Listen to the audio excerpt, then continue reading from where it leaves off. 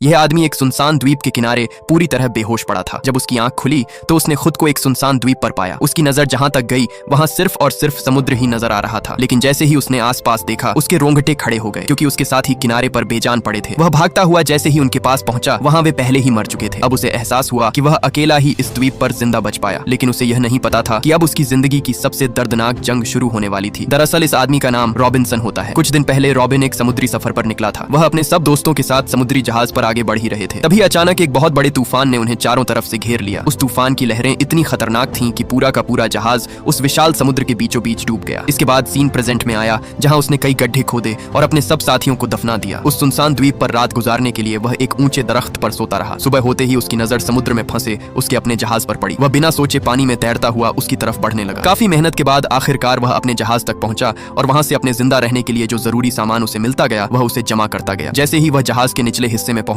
वहां उसे किसी की अजीब सी आवाज सुनाई देने लगी। उसने तुरंत एक कुल्हाड़ी उठाई और जल्दी से दरवाजा तोड़ दिया। जैसे ही उसने दरवाजा खोला उसके सामने उसका अपना ही कुत्ता जैक खड़ा था। उसने अपने कुत्ते को साथ लिया और कुछ लकड़ियों से बेड़ा बनाकर जितना सामान उठा सकता था सब लेकर वह वापस किनारे की तरफ निकल पड़ा। अथक मेहनत के बाद आखिरकार वह उस किनारे तक पहुंच ही गया। आते ही उसने खाना खाकर अपना और जैक का पेट भर लिया। लेकिन यहाँ इस सुनसान जगह पर वह खाना उसके लिए कम पड़ने वाला था, क्योंकि वह खाना सिर्फ और सिर्फ 4 से 5 दिन का था। लेकिन अगर 4 से 5 दिन तक किसी करिश्मे की तरह कोई मदद उसके लिए आ गई तो उसकी खुशकिस्मती, नहीं तो वह यहाँ भूख से ही मरने वाला था। इसलिए वह जैक को अकेला ही छोड़कर खुद किसी आंधी की तरह दौड़ पड़ा, इस उम्मीद के साथ कि आगे यहाँ से बाहर निकलने का कोई रास्ता मिल जाएगा। घने जंगल को किसी गोली की तरह पार करते हुए वह उस द्वीप के दूसरे कोने तक जा पहुंचा। लेकिन जो नजारा उसके सामने था उसने उसकी सारी उम्मीदें तोड़ कर रख दी। दूर दूर तक उसके सामने सिर्फ और सिर्फ समुद्र का पानी था। चारों तरफ फैला पानी देखकर अब उसे लगा कि वह यहाँ से कभी भी नहीं निकल पाएगा। अपने सामने का मंजर देखकर वह पूरी तरह टूट गया। दिन हफ्तों में और हफ्ते महीनों में बदलते गए। उस द्वीप पर रहते हुए उसे कई महीने गुजर चुके थे, लेकिन अभी तक वहां से उसे कोई भी जहाज गुजरता हुआ दिखाई नहीं दिया। अब उसे अपनी जिंदगी लगभग खत्म होती हुई नजर आ रही थी। एक दिन रॉबिन अपने कुत्ते जैक के साथ किनारे पर खड़ा था। तभी अचानक जैक जोर जोर से भौंकने लगा। जब रॉबिन की नजर समुद्र पर पड़ी तो सामने का मंजर देखकर उसकी रूह कांप उठी। दूर उसे एक बड़ा जहाज नजर आया जो ठीक उनके सामने से गुजर रहा था। उसे देखते ही रॉबिन तुरंत उसकी तरफ दौड़ पड़ा। रॉबिन अपने हाथ में मशाल पकड़े उसकी तरफ तेजी से बढ़ने लगा। उसने जल्दी से आग जलाने की कोशिश की, मगर शोले उठने में देर लग गई। तब तक जहाज धीरे धीरे दूर होता जा रहा था। घबराहट में उसने राइफल उठाई और कई फायर किए, लेकिन समुद्र की गरजती लहरों ने हर आवाज को दबा दिया। जहाज आगे बढ़ता रहा, मगर पीछे से रॉबिन की वो दर्द भरी आवाज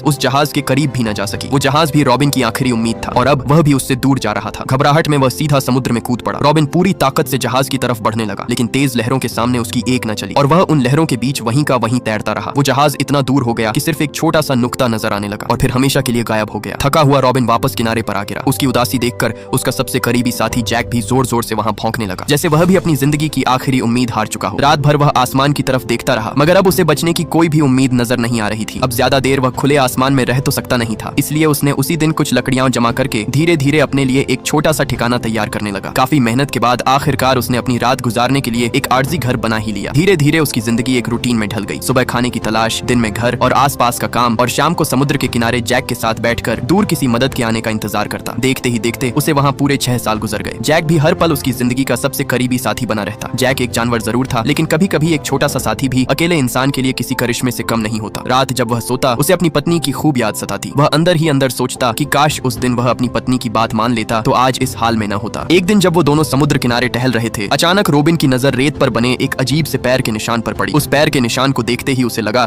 कि शायद यह उसी के पैर का निशान होगा। जब उसने उसे ध्यान से देखा तब उसके होश उड़ गए। जिस पैर के निशान को वो देख रहा था वो किसी अनजान इंसान के कदम का निशान था। रॉबिन ने तुरंत राइफल मजबूती से पकड़ी और आसपास नजर घुमाते हुए आगे बढ़ने लगा। वहीं उसका साथी जैक भी बेचैन नजर आने लगा, जैसे उसे किसी अनजाने खतरे का एहसास हो गया हो। कुछ दूर जाने के बाद उन्हें वहां लकड़ी से बनी कई कश्तियां खड़ी दिखाई दी। साफ था जैसे कोई उन्हें कुछ देर पहले ही यहाँ छोड़कर गया हो। अब सवाल यह था, इस सुनसान द्वीप पर आखिर और कौन मौजूद था? उसके दिल में डर और भी बढ़ने लगा, लेकिन फिर भी रॉबिन धीरे धीरे आवाजों की तरफ बढ़ता गया। अपने हाथ में अपनी राइफल थामे उसने एक बड़े दरख्त के पीछे छुपकर जब दूर अपने सामने देखा तो उसकी रूह कांप उठी। सामने लोगों का एक बड़ा झुंड किसी खौफनाक रस्म में मशगूल था। वहाँ कुछ कैद लोग रस्सी से बंधे हुए नजर आ रहे थे। अपने सामने ये देखकर रॉबिन समझ गया कि यहाँ कुछ बहुत बुरा होने वाला है। उसने तुरंत अपनी राइफल रीलोड कर ली। जैसे जैसे वो अपने सामने का डरावना डरावना दृश्य देखता गया उसका दिल जोर जोर से धड़कता गया। वो जानता था कि अगर वो पकड़ा गया तो उसकी जान भी खतरे में पड़ सकती है। लेकिन फिर उसकी नजर उन कैद लोगों पर पड़ी। उनकी बेचैनी और मदद की उम्मीद ने उसके अंदर की इंसानियत को जगा दिया, क्योंकि वहाँ खड़े आदिवासी एक आदमी को काटने वाले थे। 6 साल की तन्हाई के बावजूद वो किसी बेकसूर को यूं मुसीबत में छोड़ नहीं सकता था। उसने बिना वक्त गंवाए अपनी राइफल उठाई और मौका देखते ही ट्रिगर दबा दिया। एक तेज गोली निकलकर सीधा एक आदिवासी को जा लगी। उसे गोली लगते ही वो खौफनाक रस्म एकदम अफरा तफरी में बदल गई। सब आदिवासी इधर उधर भागने लगे। हर तरफ चीखने चिल्लाने की आवाजें गूंज उठी। इसी भीड़ का फायदा उठाकर एक बंधा हुआ आदिवासी अपनी रस्सी तोड़कर भाग निकला। भागते भागते वो सीधा रोबिन के सामने आ गया। उस आदमी को अपनी ओर आता देख रोबिन घबरा गया। घबराते हुए वो उससे कहने लगा, हम दोस्त हैं, दुश्मन नहीं, मैं तुम्हें कोई भी नुकसान नहीं पहुंचाऊंगा। वो आदिवासी भी अपने हाथ में हथियार लिए उसके पास बढ़ा और एकदम नीचे आकर उसके सामने घुटनों के बल बैठ गया। उसने उसका पैर पकड़ा और सीधा अपने कंधे पर रख दिया, जैसे वो रोबिन को अपना मालिक समझ रहा हो। रोबिन हैरान था। उसे बिल्कुल समझ नहीं आ रहा था कि आखिर ये आदिवासी उसका पैर अपने कंधे पर किस लिए रख रहा है। लेकिन अगले ही पल उसने अचानक रोबिन की राइफल उठा ली। उस आदिवासी ने राइफल उठा तो ली थी,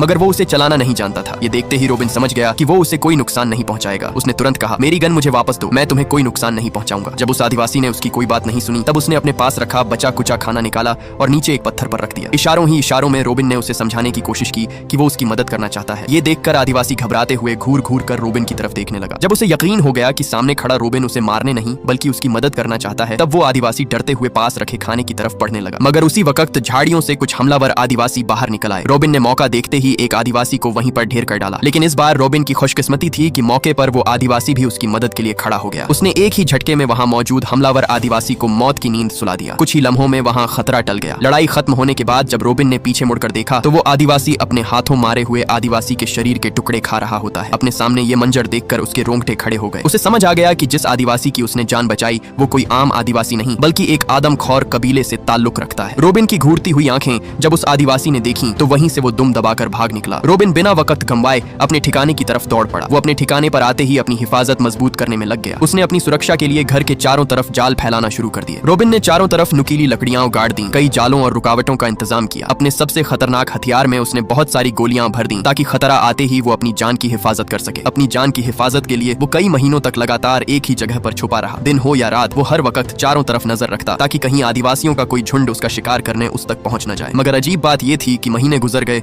और किसी भी आदिवासी ने अपना बदला लेने के लिए उस पर हमला नहीं किया। आखिर एक दिन उसने फैसला कर लिया कि अगर खतरा उसके पास नहीं आ रहा तो वो खुद उसका पता लगाएगा। रोबिन अपने हाथ में अपनी राइफल पकड़े अपने साथी जैक के साथ जंगल की गहराइयों की तरफ निकल पड़ा। धीरे धीरे वो घने जंगल से आगे बढ़ता जा रहा था। लेकिन कुछ ही आगे आने पर अचानक उसका पैर नीचे फैलाए गए जाल पर पड़ गया। उस जाल में फंसते ही वो उल्टा लटकने लगा। अब वो वहां बुरी तरह फंस चुका था। उसका साथी जैक भी डर के मारे उसकी मदद किए बिना ही वहां से उल्टे पैर भाग निकला। रोबिन वहां अपनी मदद के लिए चिल्लाता रहा। तभी घने जंगल से वही आदिवासी बाहर आ निकला। उसने आते ही रोबिन को घूरना शुरू कर दिया। उसने डरते डरते रोबिन की नीचे गिरी राइफल उठा ली। उस अनोखी राइफल को देखकर उस आदिवासी के चेहरे पर ऐसी मुस्कान फैल गई जैसे उसे कोई अनमोल खजाना मिल गया हो। उल्टा लटका हुआ रोबिन समझ गया कि यही उसके पास मौका है। उसने तुरंत किसी तरह अपना चाकू निकाला और खुद से बंधी रस्सी को बीच से काट डाला। आजाद होते ही उसने अपनी राइफल सीधा उस पर चला दी जो उसे छूती छूती आगे निकल गई। आदिवासी एकदम से चौंक गया। वो समझ गया कि ये छोटा सा हथियार उसके लिए बहुत खतरनाक है। रोबिन ने उसे दिखाने के लिए अपनी राइफल ऊपर दरख्त पर बैठे पक्षियों पर चला दी, जिससे एक पक्षी वहीं पर ढेर हो गया। अपने सामने ये सब देखकर उस आदिवासी ने भी लकड़ी का एक टुकड़ा उठाया और इतने सही निशाने से फेंका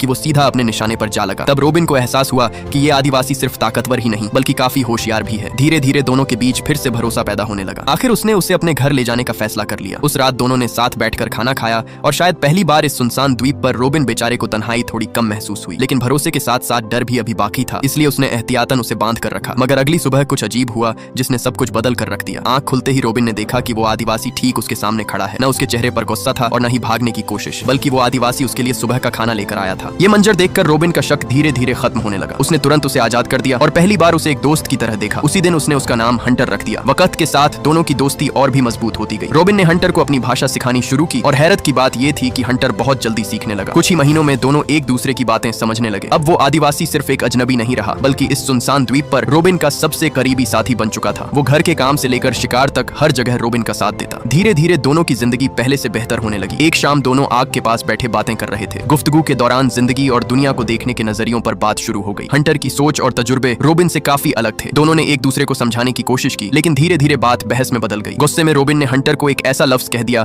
जो उसके दिल को लग गया। ये सुनते ही हंटर चुपचाप तुरंत वहां से चला गया। उस दिन के बाद दोनों के दरमियान पहले जैसी दोस्ती नहीं रही। एक ही द्वीप पर रहते हुए भी दोनों ने अलग अलग रास्ते चुन लिए। जब कभी सामना होता दोनों नजरें चुरा कर गुजर जाते। मगर वक्त के साथ रोबिन को एहसास होने लगा कि उसने गुस्से की वजह से अपने सबसे करीबी दोस्त को खुद से दूर कर दिया है। अब उसके दिल में सिर्फ एक ही चीज रह गई थी और वो था पछतावा। कई दिन सोचने के बाद वो अपने साथी हंटर को दोबारा से ढूंढने निकल पड़ा। जब हंटर द्वीप किनारे अकेला मिला तो रोबिन चुपचाप उसके पास गया और अपनी गलती पर माफी मांगने लगा। उसने वादा किया कि आगे से दोनों एक दूसरे की सोच का एहतराम करेंगे और दोस्ती को हर चीज से ऊपर रखेंगे। हंटर कुछ लम्हे खामोश रहा, फिर मुस्कुराकर उसकी माफी कबूल कर ली। उस एक पल ने दोनों को पहले से भी ज्यादा करीब कर दिया। अब दोनों फिर साथ वक्त गुजारने लगे, कभी समुद्र के किनारे घूमते, कभी शिकार करते और कभी हंस हंस कर पुराने गिले शिकवे भूल जाते। मगर एक दिन हंटर ने एक ऐसा राज बताया जिसने सब कुछ बदल दिया। उसने बताया कि उसने अपने कबीले के कुछ कानून तोड़े थे, इसी वजह से उसे सजा के तौर पर यहाँ भेजा गया था। और क्योंकि रॉबिन ने उसकी मदद की थी, इसलिए अब किसी भी सूरत वो लोग उससे अपना बदला लेने के लिए उसे ढूंढने जरूर यहाँ आएंगे। ये खबर सुनते ही दोनों समझ गए कि खतरा अभी टला नहीं है, इसलिए उन्होंने पहले ही तैयारी शुरू कर दी। अगले पूरे 4 महीने दोनों ने अपनी हिफाजत के लिए जाल, रुकावटें और धमाकेदार फंदे तैयार करने में लगा दिए, क्योंकि उन्हें पता था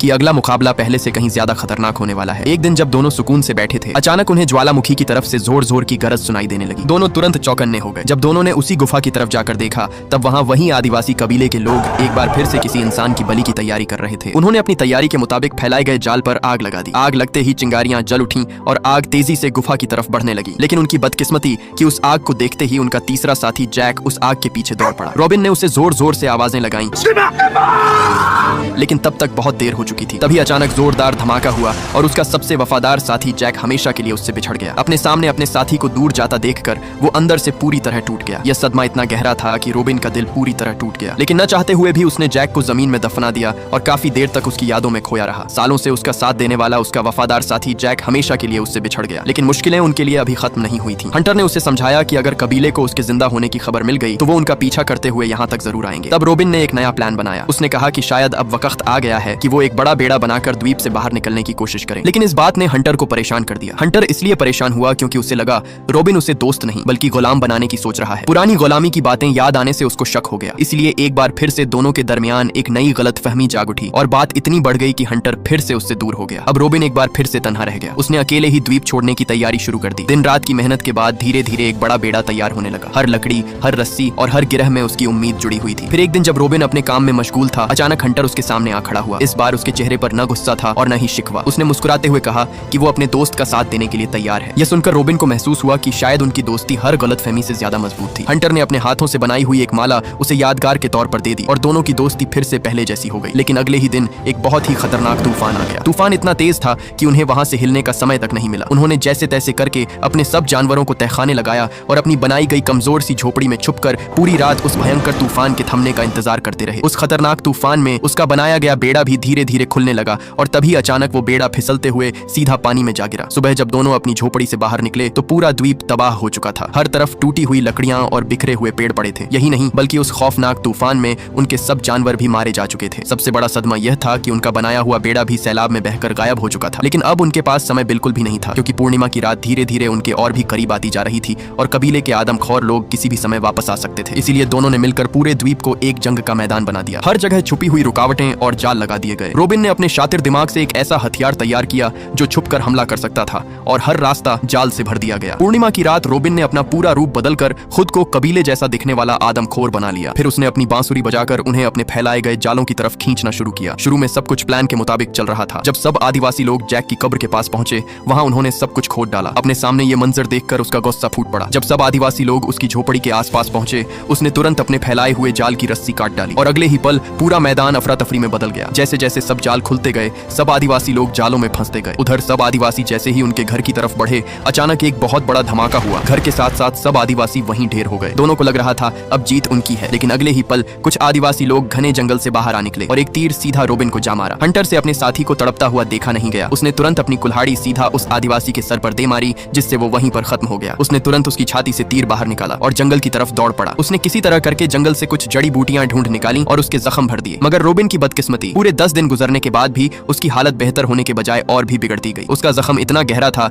कि उसके पूरे शरीर में इन्फेक्शन फैलता गया। अगर उसका जल्द ही जख्म ठीक न हुआ तो रोबिन की मौत पक्की है। लेकिन उसका साथी अब भी उसके साथ था। उसने फैसला किया कि वह रोबिन को अपने कबीले तक ले जाएगा। डर तो था, लेकिन उसे रोबिन की जान ज्यादा अजीज थी। वो तुरंत रोबिन को लेकर अपने कबीले की तरफ निकल पड़ा। जैसे ही वह वहां पहुंचे, दोनों को घेर लिया गया। वहां मौजूद सब आदिवासी लोगों को लगा रोबिन एक दुश्मन है, क्योंकि उनके कबीले पर कुछ लोग पहले भी हमला कर चुके थे और उस हमले में कई आदिवासी लोगों को पकड़ लिया गया था। इसलिए उन्हें लगा कि वो उनका दुश्मन है। मगर उसकी खुशकिस्मती ये थी कि कबीले के एक कानून के मुताबिक बीमार को मारना मना था, इसलिए उसका वहां इलाज शुरू कर दिया गया। मगर उस इलाज के पीछे उसके लिए एक खतरा भी था। उसी दिन फैसला किया गया कि जब रोबिन पूरी तरह ठीक हो जाएगा, उसे हंटर के साथ एक आखिरी मुकाबला करना होगा। उस मुकाबले में जो भी जीतेगा वही जिंदा बच पाएगा। पूरे 6 दिन बाद वो लम्हा आ ही गया जब रोबिन और हंटर दोनों एक दूसरे के सामने जंग के मैदान में खड़े थे। नीचे उनके तेज आग भड़क रही थी। अगर जरा सा भी हिले तो सीधा आदिवासी लोगों का खाना बनना तय था। अब फैसला दोनों दोस्तों के बीच था, या तो दोनों ही मर जाएं या कोई एक जीतकर जिंदा रहने का फैसला करे। दोनों की सांसें तेजी से धड़क रही थीं। तभी अचानक दोनों के बीच मुकाबला शुरू हो गया। दोनों एक दूसरे को हराने में लग गए, लेकिन जख्मी होने की वजह से रोबिन ज्यादा देर तक हंटर के सामने टिक नहीं पाया और अचानक उसके हाथ से उसका चाकू नीचे जा गिरा। अब लड़ने का उसके पास कोई और मौका नहीं था, इसलिए वो हंटर से कहने लगा, मुझे मार दो, मैं अब और जिंदा नहीं रह सकता। लेकिन आगे से हंटर ने उसे मारने से साफ साफ मना कर दिया। लेकिन अगर उसने उसे न मारा तो दोनों का मरना तय था, इसलिए न चाहते हुए भी हंटर उसे खत्म करने के लिए तैयार हो गया। इससे पहले हंटर रोबिन को मार पाता,